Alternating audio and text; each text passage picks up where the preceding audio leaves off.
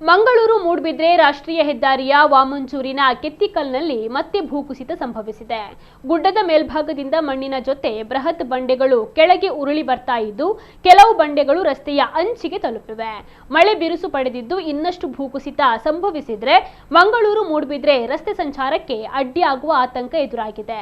ರಸ್ತೆ ಸಂಚಾರಕ್ಕೆ ಅಪಾಯ ಆಗದಂತೆ ತಡೆಯಲು ತಡೆಗೋಡೆಯನ್ನ ನಿರ್ಮಾಣ ಕಾಮಗಾರಿ ನಡೀತಾ ಇದ್ದು, ಇನ್ನೂ ಅದು ಪೂರ್ತಿಗೊಂಡಿಲ್ಲ.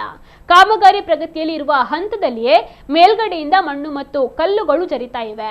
ಅವೈಜ್ಞಾನಿಕ ರಸ್ತೆ ಅಗಲೀಕರಣ ಕಾಮಗಾರಿ ಈ ಸಮಸ್ಯೆಗೆ ಕಾರಣ ಎಂಬ ಆರೋಪ ಸಾರ್ವಜನಿಕ ವಲಯದಿಂದ ಕೇಳಿ ಬರ್ತಾ ಇದೆ.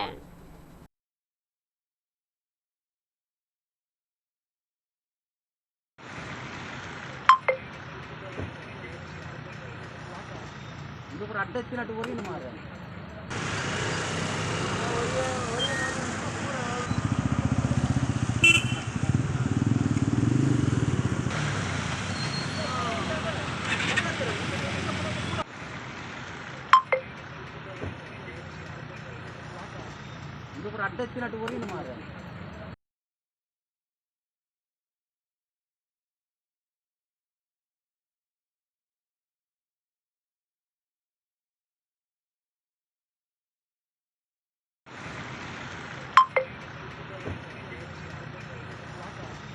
ఇప్పుడు అడ్డొచ్చినట్టు ఊరింది మారే